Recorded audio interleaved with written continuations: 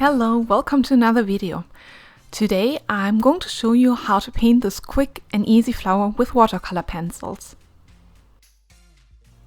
I used 3 different watercolor pencils for this illustration: pink, green and orange.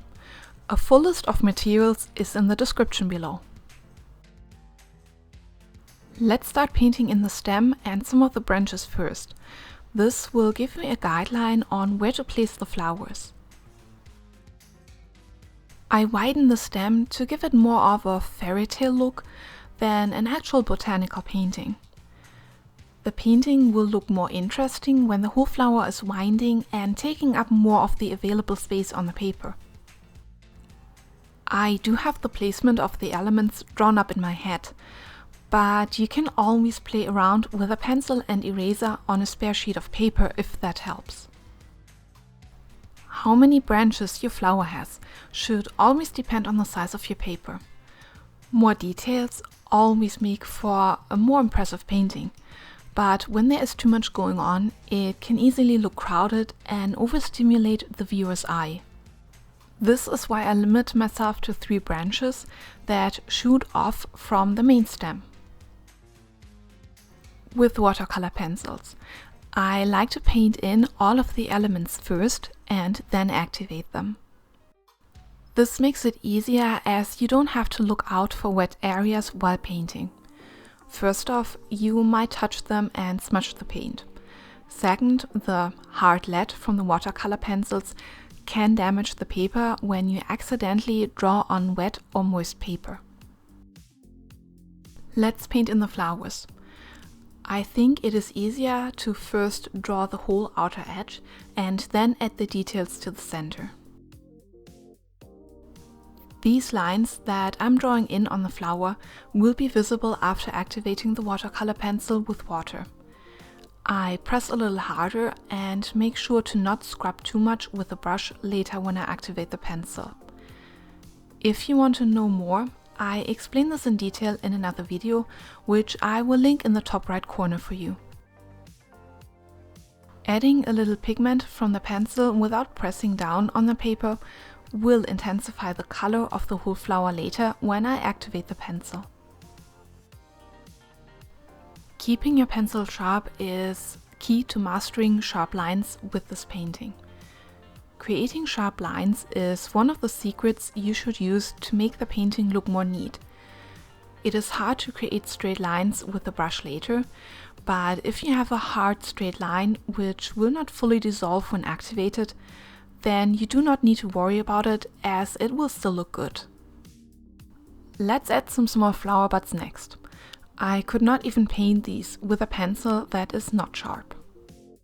Adding these small elements gives me the opportunity to disperse the red color evenly throughout the painting.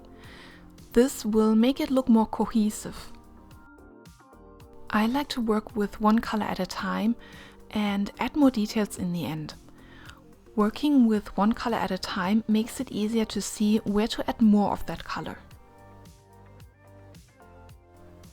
Next, I'm adding leaves with the green watercolor pencil. While they all have a similar pointy shape, they all look unique. This will help to make the painting look more interesting. I add some color to some of them, basically filling them in. The larger leaves only have a vein in the center. When I activate them with water later, the pigment that loosens from the vein will be enough to give the rest of the leaf surface a light green wash. The light green wash intensifies the effect of the vein detail.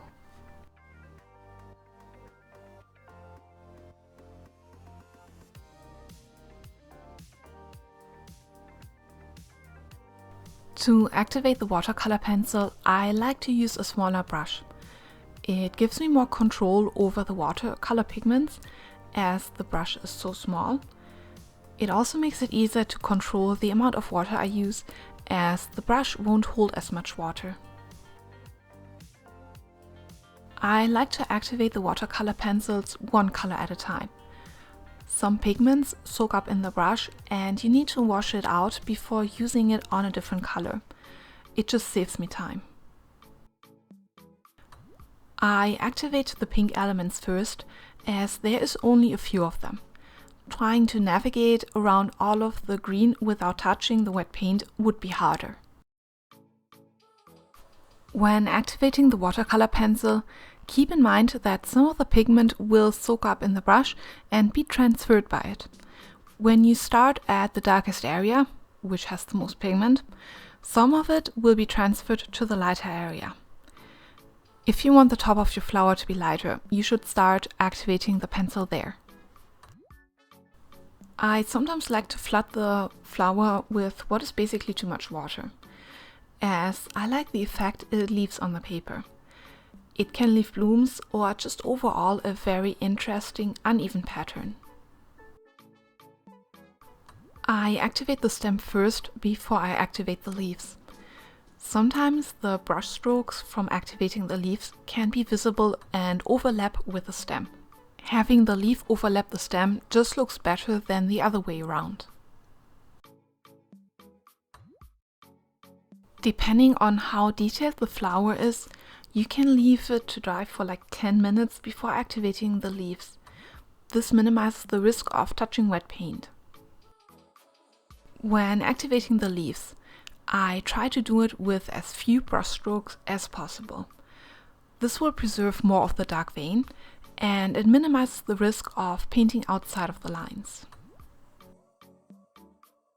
Keep in mind, you can always leave the veins out in the first place, or you can add them afterwards with a watercolor pencil, and you don't even need to activate them.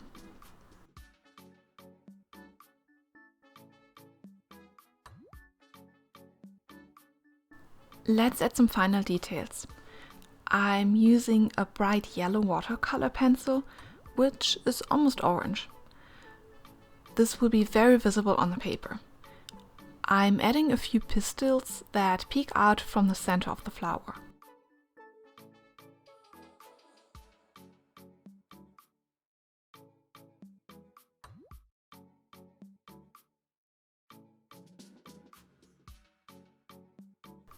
I finish up by touching each of the anther, the round ball, with a wet brush once, just to activate it and make the color pop. Thank you so much for watching my video. I hope you enjoyed it. Please let me know what you thought of it in the comments below, and don't forget to like and subscribe for more fun videos.